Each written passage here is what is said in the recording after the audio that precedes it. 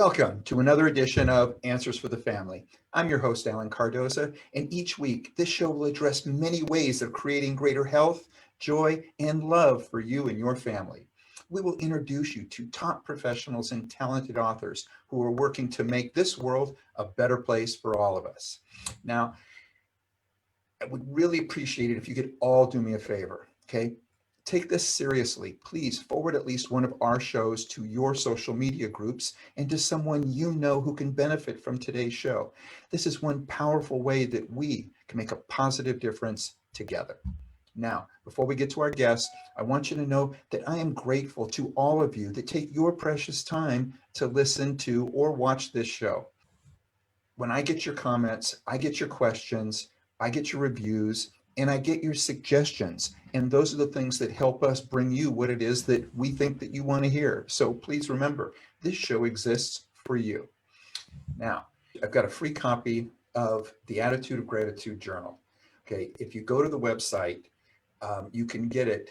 It's free. All that we ask is that you download your copy, give it 21 days, and comment on whatever platform you listen to us on, what focusing on gratitude has meant to you and your family.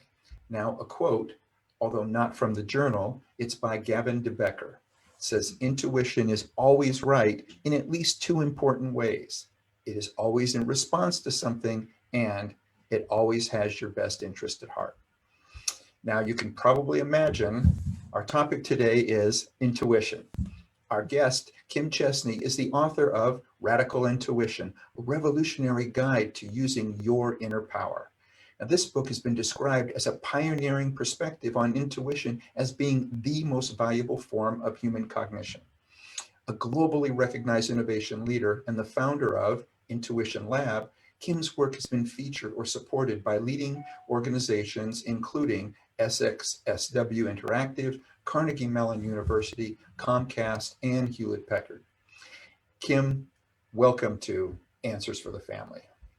Hi, Alan. Thanks for having me. I'm excited to talk with you today. Well, it is my pleasure. And as I had a chance to go through the book, and what I was realizing is I've always thought for many, many years that I have times in which it seems like my intuition is like right on target. And I don't think that I've listened to it enough, or I guess I just take it for granted. Is that kind of the way it is for a lot of people?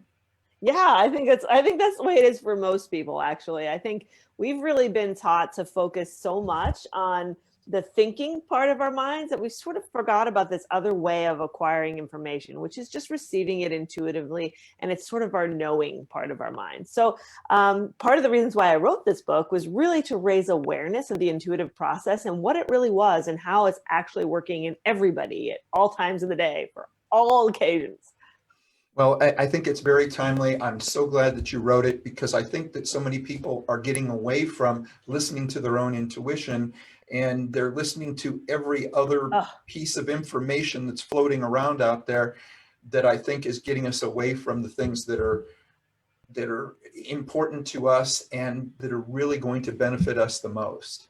Absolutely. And that's sort of the core and the heart of this book, is really teaching us to recenter and reconnect with that truth within us, that inner voice, that inner center, where all of this stuff that's happening out in the world, the illusions, the lies, the fake news, the judgments, the pressure from other people, all of the stuff that we're bombarded with every day that's telling us what's best, pulling back from that and reconnecting with what we know is best, which is that core and center of ourselves. And one of the things I thought was very interesting, calling it radical intuition. So what is radical intuition, and what makes it so revolutionary?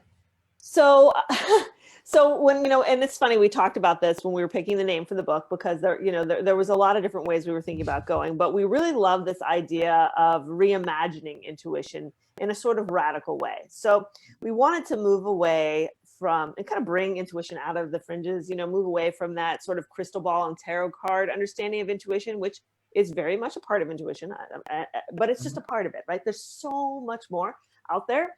that everyday people use. You don't have to even be thinking about things in terms of our personal development or spirituality. It's very practical. It helps us in every way, whether we're making decisions or, deciding, what to do with our lives or our business, our relationships. So there's just so much on both a really ephemeral level and also a very practical level. So we wanted to put together this really sort of new package of intuition, understanding it from the full spectrum of what it is, all the way from at our core to how it actually moves and changes and changes our lives and the world. Yeah. So in what ways do you believe that our society is going through an intuition revolution? Yeah. So, part of this idea of radical intuition is this rebalancing of our intuitive nature and our intellectual nature. For centuries and for as long as, recorded history, we've been focusing on the mind, right? We've been getting so smart, we're so smart. But then suddenly, so I work in technology. I've worked for 20 years in the technology industry. And, some people at the beginning start thinking, oh, well, those are strange bedfellows, technology and intuition. But one of the reasons why I wrote this book was because in the technology sphere, and I'm working with some of the leaders of the biggest companies, the tech companies, innovators on this planet, and I start hearing them talk about intuition. And, I wrote my first book on intuition about 15 years ago. And since then, I've seen such a shift. It started out really in those days, I was writing really for personal development, telling people that everyone has intuition, right? We're just opening those doors that you didn't have to be like born with special superpowers to have it, right? But over the last 15 years, I've really seen intuition sort of coming out into the world in so many ways that are so empowering. People like Steve Jobs, huge champions of intuition, who went out there and basically founded Apple on these ideas of how important intuition is and changed the world by marrying his really, really smart brain with his really, really intuitive genius, right? So intuition is really that connection to our genius, to our higher awareness, to all of that stuff that's beyond the mind. So when we have them both working together, that's the recipe for extraordinary things. Now, you mentioned that everybody has intuition, but can everybody develop it and make it better and make it work more for us? Absolutely. Every single person has it and every person can get better at it.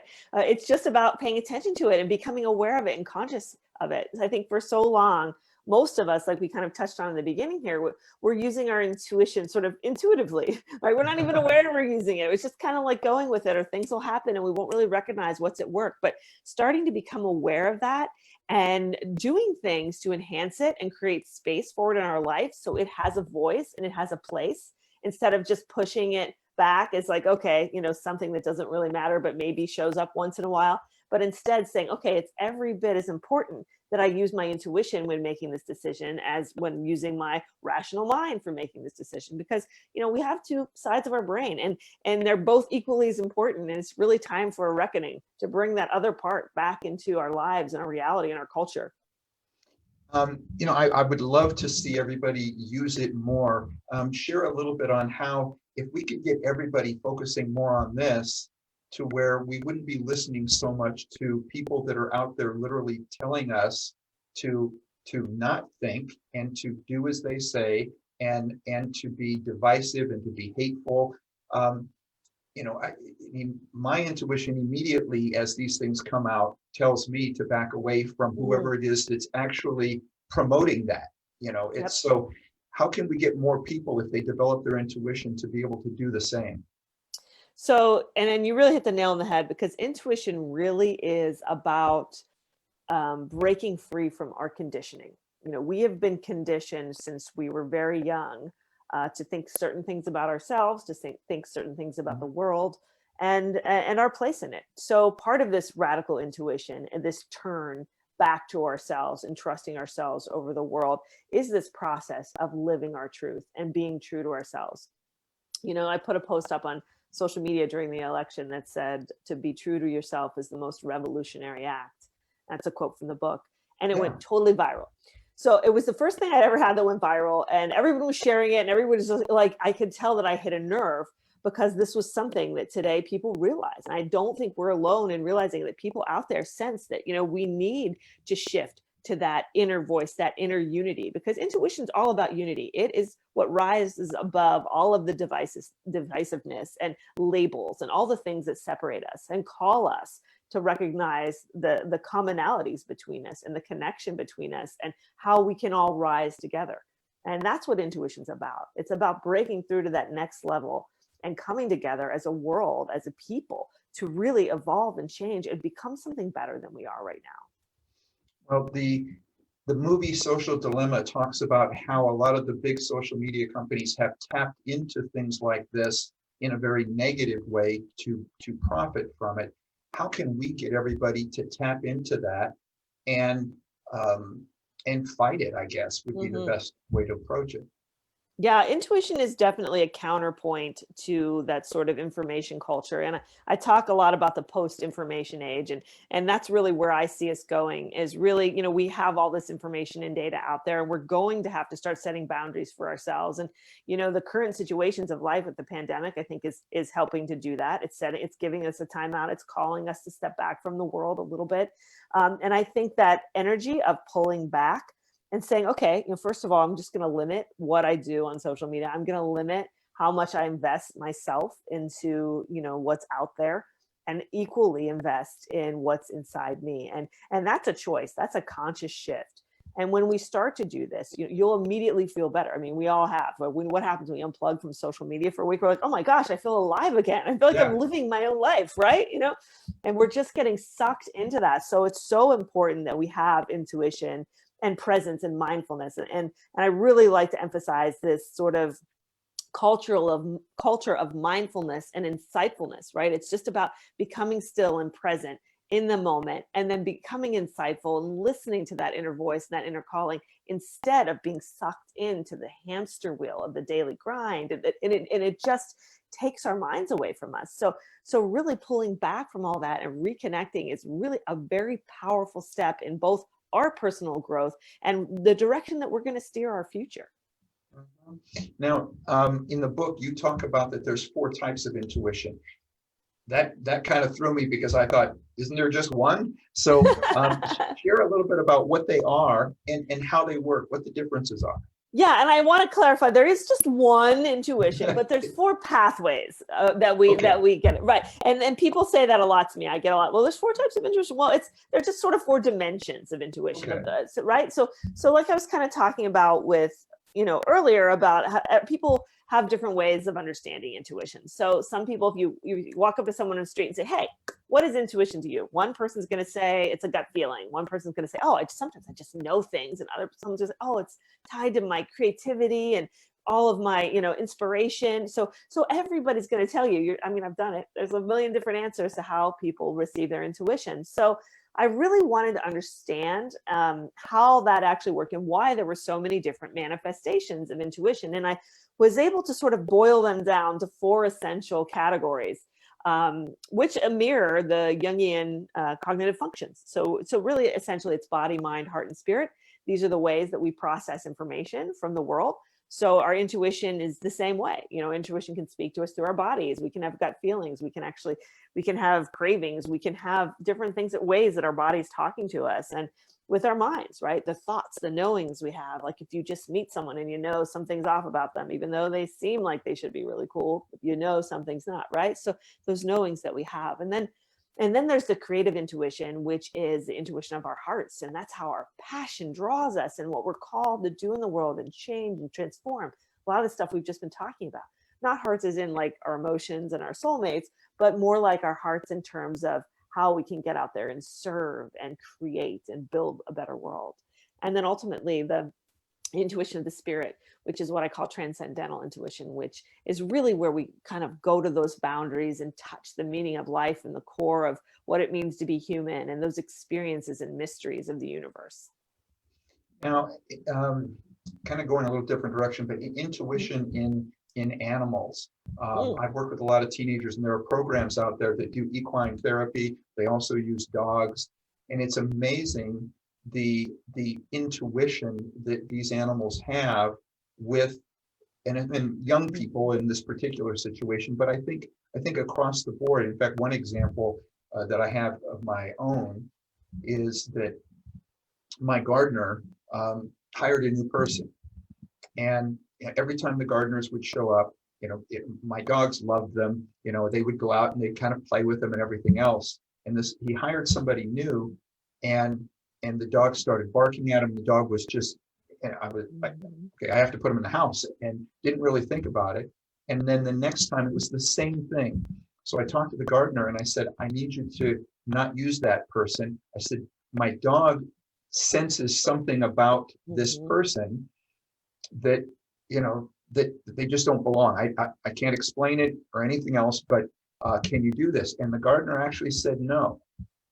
He said, no. He goes, that's, I think, your dog has a problem, whatever, and it's okay, but I'm telling you, if you send him out here again, I'm looking for a new gardener. And he did. He sent him out again. He came out with the crew.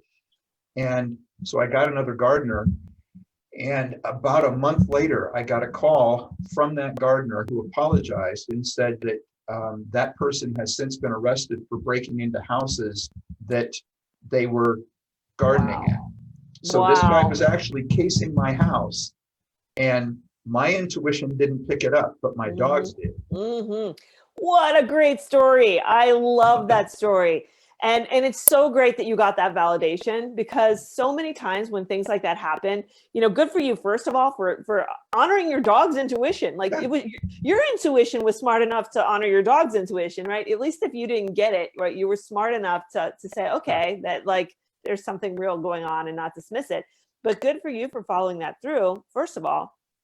And it's how wonderful it was that you actually got that validation, because so often we don't. And then we kind of aren't sure if we were crazy, right? You're just like, oh, maybe I was crazy about that, or maybe I wasn't, and we never know. So it's so wonderful when we actually get that validation. So I'm glad he called you and told you, because animals do sense things. And anyone who has a pet knows it. I mean, my dog's sitting at the door before my husband gets home, like a half an hour before he shows up every time. There's no way, he didn't hear his car coming, it just, he knows he's coming home. There's a connection, right? And so, the dog had a connection with that guy, probably sensed his intentions, probably sensed that there was, because dogs protect their territory, right? So he's sensing this guy is going to be coming in on his territory, and he's like, nope. So that was a wonderful practical example of why it's so important to do that. And I want to share an example from the book. My friend of mine, who I shared her story, she almost lost her life in a situation where her intuition was talking with her. And it's similar in terms of validation. So she was walking home one night. She was a barista, and she was walking home. It was like midnight. She was in Washington, D.C. in DuPont Circle area. Not, nice part of town, whatever. She's walking home, but she suddenly got a bad feeling. She just had one of those feelings where she was like, didn't feel right. And she felt like she got nervous, and it was strange. She never usually felt that way. And there was a police car she saw up ahead where the restaurants were closing. And she just had this thought where I should just go and just ask that cop for a ride home. Like, I feel weird. I should just go ask him. But then she talked herself out of it. She's like, that's crazy. I'm not going to do that. Right. She's like, I'm obviously crazy. So I'm just going to forget about it. I'm just going to keep walking. And then she starts to reinforce herself with more rational thoughts. Like, I know kickboxing. I'm trained, I'm going to be fine. If anything does happen, I'm strong. I'm tough. And then she's like, and the universe will protect me. She's like, I know the universe has my back. The universe will protect me. I'm going to be fine. Well, sure enough, a few minutes later, she notices a man walking behind her, and she turns down a side road, and eventually he attacks her, and very brutally attacks her. And lucky for her, a neighbor heard and was able to intervene before she lost her life. But talking with her, it was so important to hear what her takeaways from this experience, because she said, Kim, she's like, I kept thinking that the universe would protect me, but the universe was already trying to protect me by giving me that intuitive impression, right?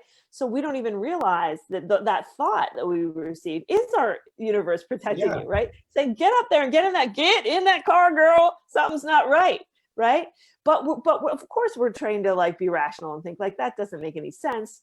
So we didn't follow it. And the other beautiful point of this situation to remember is if she had gotten in that car, she never would have gotten that validation unless he attacked someone else and found out, but like Yeah. she wouldn't have known. So that points to this fact that we have to take a chance on intuition. So it's really important that we understand what our intuition feels like. And that's why, this book, Radical Intuition, it's not just like a reading book, it's a doing book. Don't Yeah. take it from me. Go out there and do it yourself so you can learn what your own intuition feels like. So when you're walking down that street at midnight, or when that creepy dude is walking around your house and you have that feeling or you have that sense, you recognize it as intuition immediately. And then you can trust it and take those actions that will serve you well. Yeah, and in a situation like that, one of the thoughts that came to mind to me, and I'm curious, what your thoughts are on it, how much of that might also be this fact that we're so concerned that somebody's going to judge us, that if she goes up to this officer, that he's going to judge her as being crazy or judge her as being weak. How much of that do you think is this mindset that's been placed on us that really isn't fair? Absolutely. 100% is. Like, it's back to that conditioning, right? We're so concerned about what other people think about us, and we're not as concerned about what we think about ourselves. That whole like self-love thing, we focus our whole identity on how other people perceive us and the fears of non-acceptance and the fears of judgment. And that's what this whole idea of being true to yourself is all about. Be true to yourself, and it doesn't matter who cares what everybody thinks. At the end of the day, if you just live true to yourself and don't listen to those other voices, you're going to be so much happier and so much more fulfilled. All right. Our guest is Kim Chestney. The book is Radical Intuition, a revolutionary guide to using your inner power. And we're going to take a break, but when we come back, Kim, I'm going to ask you, what are some of the things that people can do right now to jumpstart their intuition? So for everybody, stay with us. We'll be right back listening to Answers for the Family. Founded over 30 years ago to meet the needs of families in crisis, West Shield has continually focused on resolving issues that negatively impact families and businesses.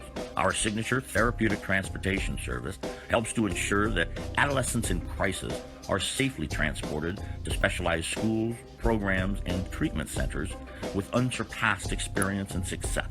We are supported by our full-service licensed investigation agency that has legally, professionally, and compassionately located hundreds of runaways and teens. We are experienced and qualified to help, offering solutions which may include referrals to our international network of top professionals in the fields of educational consulting, psychology, psychiatry, and investigations. Simply put, West Shield Adolescent Services and West Shield Investigations are the best solutions when your family is facing a personal crisis. Call 1-800-899-8585, 24 hours a day, 7 days a week. That's 1-800-899-8585, or visit our website at westshield.com. Thank you. And we're back. We're speaking with Kim Chestney, and we're talking about radical intuition. So, Kim, when we went to break, we talked about, what can people start doing right now to jumpstart their intuition? So the first thing I always tell people is, and this is really the foundation, the most important foundation of developing, listening, awakening your intuition, wherever you're at, is to create more space in your life for it to speak to you. So the first thing we want to do, reiterating everything we've been saying today, is slow down. Slow down. Make some more white space on your calendar. Schedule some time with yourself. Alone time is so important. Now, if you have had some intuitive experiences in your life, you're probably going to realize most of them came when you were by yourself, sort of zoning out, or in a place where your mind wasn't like running rat races. So in the shower, going for a walk, going for a run, meditating, doing yoga, all of these things we do with ourselves in the silence. So getting into the silence with ourselves is so important, because it's in that silence, that's where intuition speaks. So it's so important. So do what you love, whatever it is that you love with yourself, do more of that and create more space. And then what you'll notice in that space, you're going to start getting ideas, little things are going to start coming to you. And that's really the hallmark of a developing and awakening intuition. It's more of those thoughts, ideas, and feelings that we simply receive. Okay, so remembering that we don't make up intuition. We don't deduce intuition. We don't follow a rational train of thought there. We simply get it in an instant. So be very, very cognizant of any thought or feeling or sense that just suddenly pops into your head or your heart, or you suddenly experience out of nowhere, because that's how intuition comes. It seems to come out of nowhere because it's really coming from above, from a higher place of intelligence. So it's not something you work for. You're not going to just sit here and think about it, make a pros cons list, and then your intuition's going to come. No, it'll just come. As soon as you open up space for it to come to you, it will. So paying attention for those little signs, those little moments where your intuition starts speaking to you. And on my website, I have a free book that answers these questions. It's 12-page. You can go to kimchestney.com and download that now. And it really goes into detail about the whole little rituals that you can put into practice right now to just open up this space and then start working with it. So pay attention to it every day, honor it every day, work with it. It's your best friend. That's great. So what I hear you saying is that the meditation that we do, or whatever form that we may do it, that's just opening up the space for the intuition to come in. And then we have to be able to watch for it, be more observant for it. Do you have any particular exercises that can show us how to better recognize it? Yeah, that's exactly how the process is. So yeah, so in the book, there's a ton of exercises in the book. And, meditation is a great way to do that. And if you don't like to meditate, you can do all those other things that I talked about earlier. It's really just about getting into that space where you're alone. And, working with other people is really interesting too with intuition. Practicing with other people, you can share your insight with your friends and your family and start to see how that feels and kind of get into this process of using it 24/7. So, there's so many different practical workshops in the book, and even stuff from journaling. Journaling's a wonderful way to just sort of let those intuitive energies flow through you. So really depending on, what your goals are and where you're at in your life, there's a number of different ways that you can sort of open up to it to sort of facilitate that growth pathway. So how much better is it as far as that facilitation part if we can get out into nature? Oh, it's the best. Nature's the best. So if you're a nature person, I highly encourage spending more time in it. And I know for me, it's even if you don't get the intuitive insights while you're out there in nature, which you probably will get some if you're alone and you're opening up the space, but it just changes your energy level and that vibrational level, just attuning to life and the universe and getting away from that sort of dissonant hum of our grind that we're in every day. And that just creates a wall for intuition. So getting out of the nature, and what is it, like Alan Alda says, going out into the wilderness of his intuition. Well, it's really sort of, it's sort of real in a way. Intuition's like the wilderness. It's that open space, that pure natural space that's beyond all the hubbub. Well, we have some comments and questions that have come in. And again, Great. I want to thank those that take the time to do this. I really appreciate it. This one reads, my 12-year-old son, who is in a mindfulness class. I just want to interject. I love the fact that there is a 12-year-old in a mindfulness class. Okay. Me too. So whatever school this is, keep it up. So anyway, so she's saying her son, it says, told me that the COVID news on TV did not, and this is in quotes, feel honest to him. Because of his statement, and partially to help him understand why I thought he might be wrong, I looked at both sides, and the information I found shocked me. From the death toll numbers being overestimated to the WHO scientist, it says Dr. David Navarro urging world leaders to stop using lockdowns, to the New York Times article that the NCR testing is 90% false positives because of overamplification. I now know that my son's intuition was right on. And then it's again in quotes, out of the mouth of babes is now my new mantra. I plan to stop listening to any news without my quote, again, Oracle son weighing in. And this is from Brenda in New Mexico. That is awesome, Brenda. Thanks for sharing that. That's actually a great story to share. And I mean, it's so true. Out of the mouths of babes, 100%. And first of all, yeah, kudos to you for having your son in a mindfulness program at such a young age. And, I'd like to have some insightfulness programs out there for kids too, because one of the problems with our culture today is that we beat intuition out of these young people, right? And it happened to us. We went to school and they taught us how to be so smart, and maybe through some art and music in there, but like nobody taught us to be intuitive. Nobody reinforced that. It wasn't reinforced. So kudos to you for recognizing this and really understanding that, yeah, children are much more open to their intuition. In fact, they have to be closed down to it. It's the other way, that we're born open to our intuition and we're taught not to be intuitive. So all of this radical intuition is really going back full circle and reopening that part of ourselves that we knew when we were young and we were naturally connected with. Yeah, and can we add to that can we please stop stifling children? I think that's the other problem is that, yes, they have great intuition, and yet our training has now been, no, don't get too wrapped up in that, and go out and find the facts or something. And I think that's one of the things we need to stop stifling imagination, and we need to stop stifling intuition. We need to embrace it and tell them how much we appreciate it. And I love the fact of what Brenda is doing, that she has embraced her son, and he's probably going to now believe it and use it much more because mom is accepting it. I think that's wonderful. Exactly. They're going to believe in themselves if we believe in them, right? So it gets back to that. Instead of conditioning them out of it, encourage them to grow and expand and follow their path. And creativity is so tied in with intuition, right? Bringing those creative ideas and that sense of imagination and wonder is so vital to keep that alive in young people. Yeah. And our largest group of listenership, I'm told, is if there was one profession, it's teachers. So now I want to talk to you as teachers. Great. Please go out and get this book and share it with the kids. Read it with the kids. Get talk to the parents. Get the parents to get it.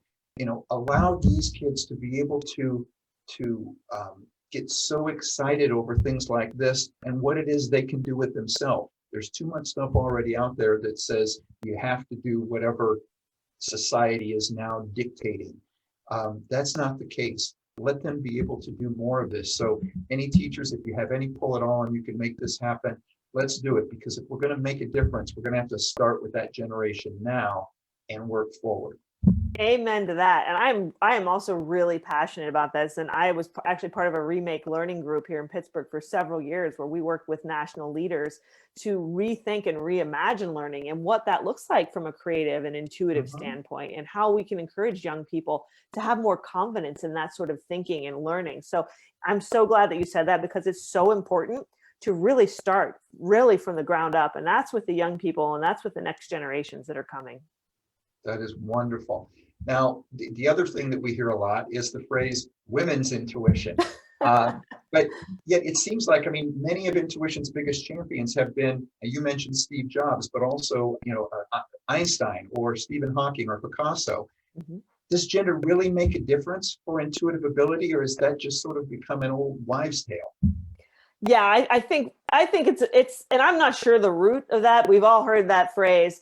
And it's definitely an old wives' tale. We all have intuition, regardless of our gender, regardless of anything. Every human being, we all have it. And I think, it really sort of came to align with women because the female energy is more receptive. The intuitive energy is receptive. It's not like we go out and think about our intuition. We just receive our intuition, right? So it definitely has a more receptive feel to it. So in my mind, I think that's how that whole sort of stereotype got started, because women just were naturally more intuitive if they were sensitive people. But not all women are naturally more intuitive, just like not all men aren't intuitive. So we can't put labels on it like that. But it's a great point to talk about, because it's so important to overcome that sort of stereotype, because it's not just for women. It's some of the most important, not important, some of the biggest voices in intuition have been men.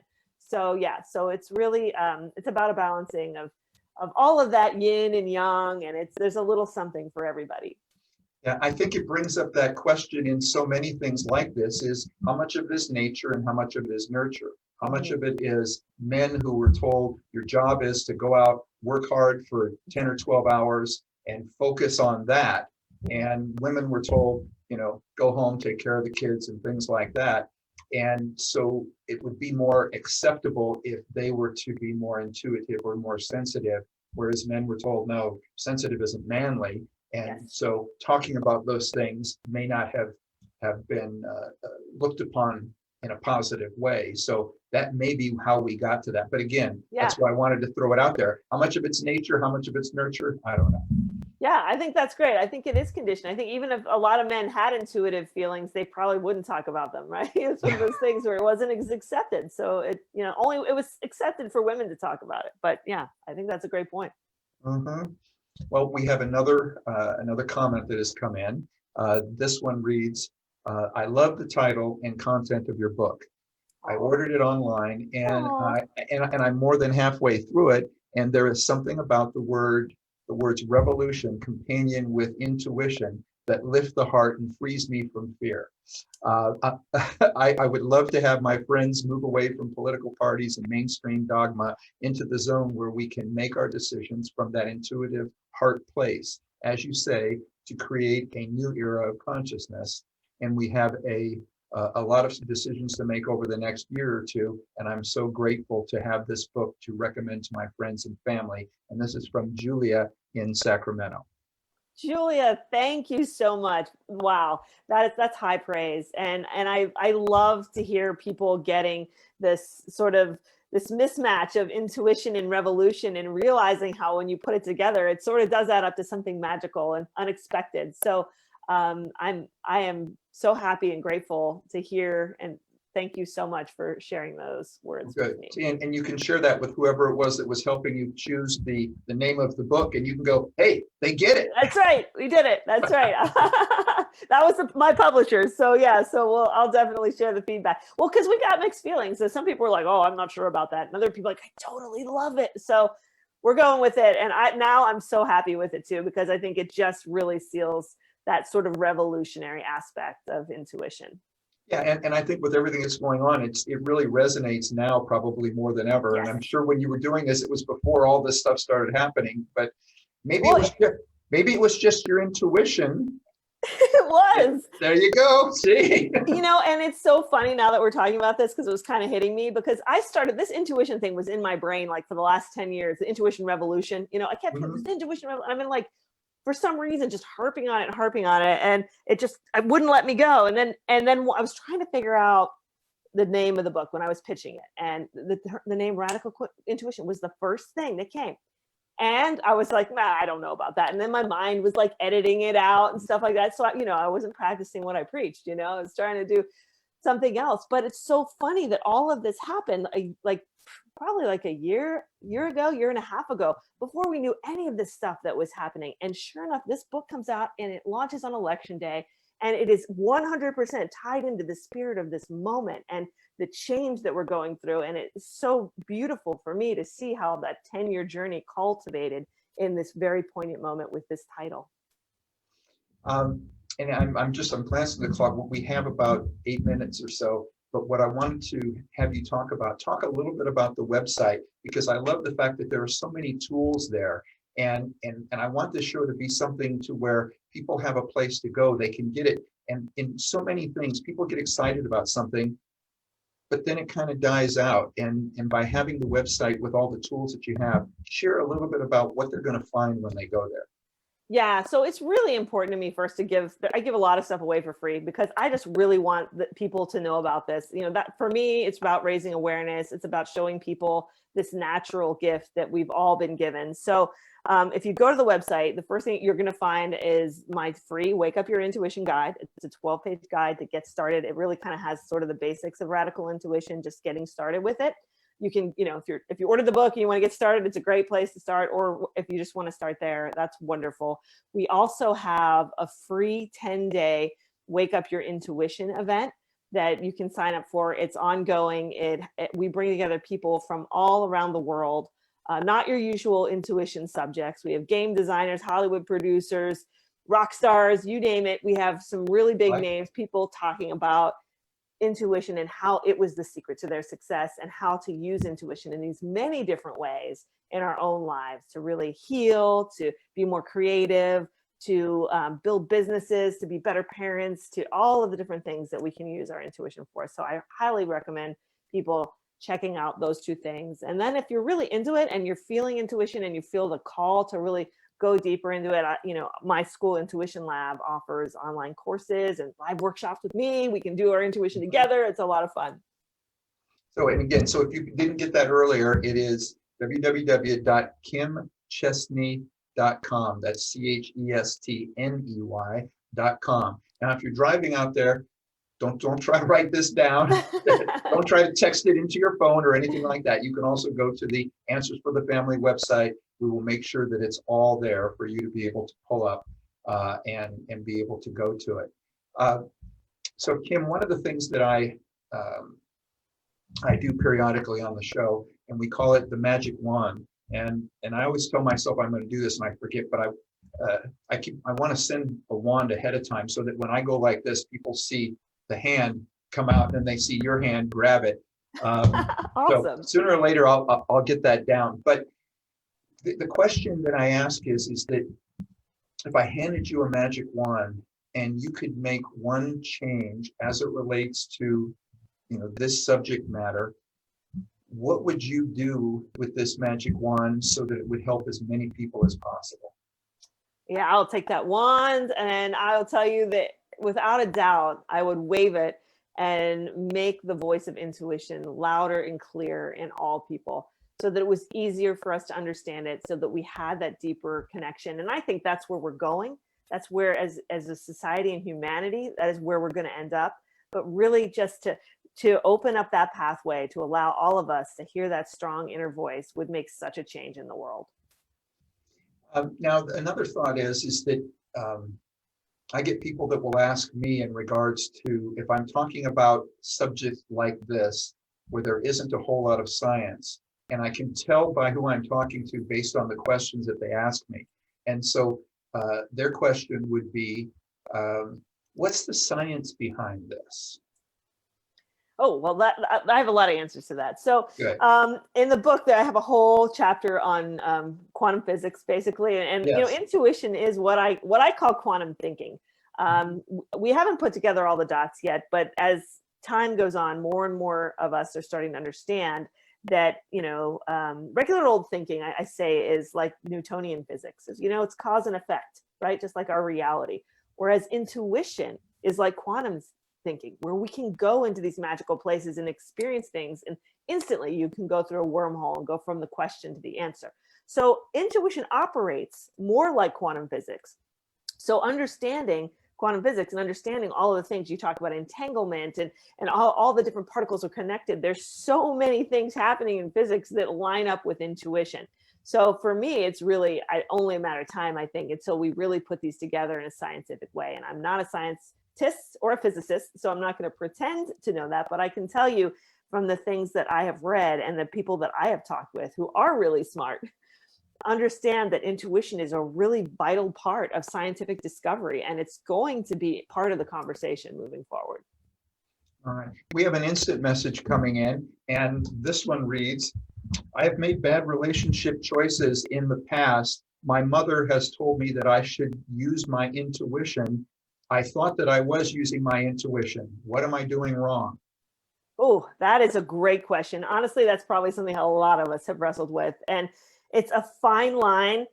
See, listen, people always say, follow your heart. That's the problem. They say, follow your heart. And we think we're saying, follow your intuition, right? So we want to be really careful because there is a fine line between our emotional feelings and our intuition, right? Both things move us. Our intuition calls us and moves us to be better and grow and change, right? But our feelings don't always have our best interest in mind. They can be related to our ego. They can be fear-based. They can be need-based, right? So if you're asking yourself, am I with someone because I need something from them, or I have some sort of compulsion to be with them, then that's not your intuition, right? Your intuition comes, remember, from that still, quiet place of knowing. So it will tell you, if you're aligned with someone, you'll feel that in the quiet of your being.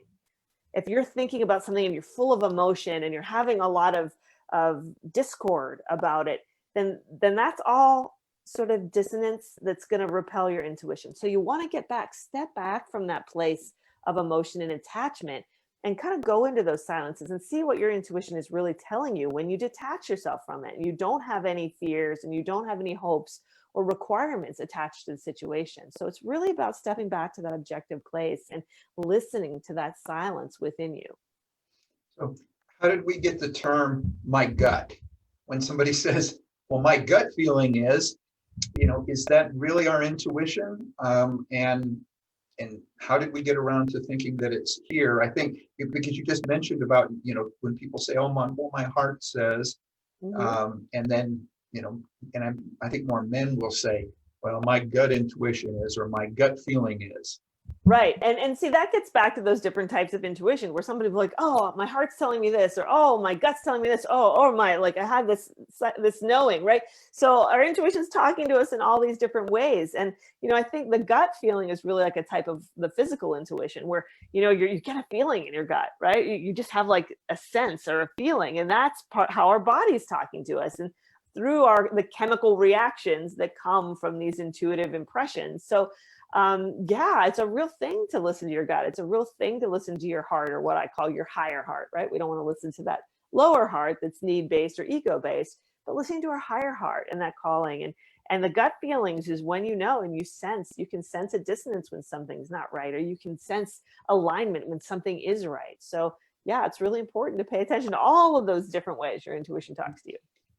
Yeah, and I couldn't agree more. And I do things now that people refer to that might be considered biohacking. And one of the things that we learn right away is the gut-brain connection.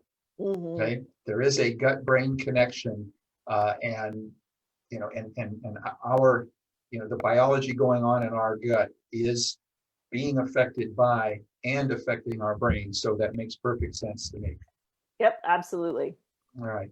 Well, Kim, this has been incredible. I love it. And again, can you give the website again for anybody that's just tuning in? Yep, you can check out everything. You can get the book anywhere, online, you name it, Walmart, Kmart, Target, anywhere online. And you can go to my website, Kim Chestney with a T, KimChestney.com, and get all kind of free stuff and find out more. Well, thank you so much. And I just want to honor you for taking your time, not only to come on the show, but for putting this book out there, because I think anything right now that's shifting all of us towards using our intuition, doing more mindfulness, is just really making a positive difference in the world. And that's what this show's about. Well, thanks so much for having me. This is a really fun conversation, and thanks for all the great questions. You're very welcome. And for everybody out there, please tune in next Monday for our interview with international relationship expert John Gray. In this interview, we discuss his book, Children Are From Heaven, and he will share with us, all of us, the most important part of positive parenting skills for raising cooperative, confident, and compassionate children.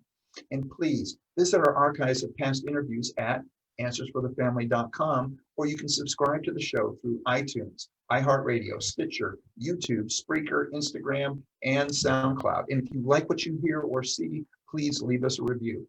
It will help us to reach more people, and I want you to know that I greatly appreciate it. The next time you're on Facebook, Twitter, or Instagram, please remember to stop by our page, check out some of our latest posts, and if you like them, please like us and continue to spread the word. So for everybody out there, be good human beings, and be with us again next week on Answers for the Family.